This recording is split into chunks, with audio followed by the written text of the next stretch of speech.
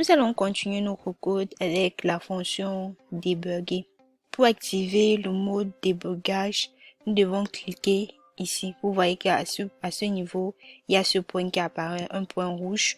Nous pouvons aussi cliquer ici. Donc ça dépend. Le fait de mettre plusieurs points comme ça signifie que on va pouvoir vérifier le code, à quel niveau il y a les erreurs et tout. Donc c'est plus quand il y a les erreurs et qu'on veut voir, on ne se retrouve pas. Qu'on active le mode debug pour pouvoir détecter à quel niveau il y a un problème sur notre code. Bon, pour plus de précision, je vais lancer mon programme. Pour démarrer, vous devez cliquer ici. À ce niveau, notre programme bloque parce que on doit entrer un nom. Je vais entrer Titi.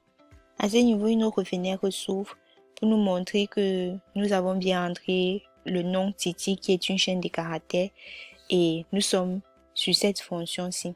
Si je continue mon exécution, je vais voir ça arrive ici, ça passe sur la page suivante et pour passer sur la page suivante, nous avons besoin de cette flèche.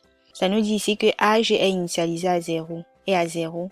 Si je tape sur suivant, il s'entre dans la boucle. Ça me demande de récupérer une valeur avec la fonction input.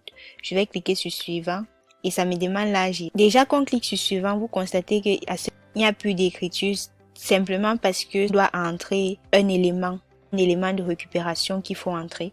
C'est pour ça que nous devons nous rendre sur la page console et taper.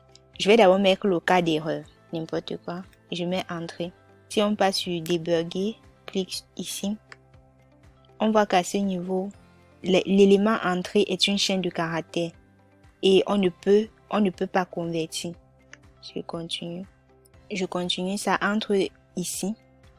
Ça recommence parce que ça a été vérifié, ça revient ici. On voit que la chaîne entrée n'est pas l'élément correct.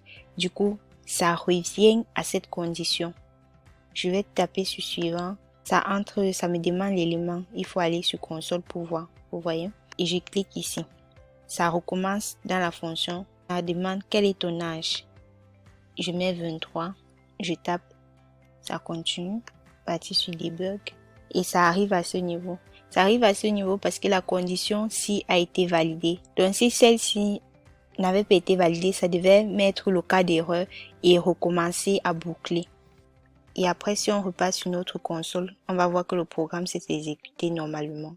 Bon, on se dit à très bientôt pour un nouveau exercice.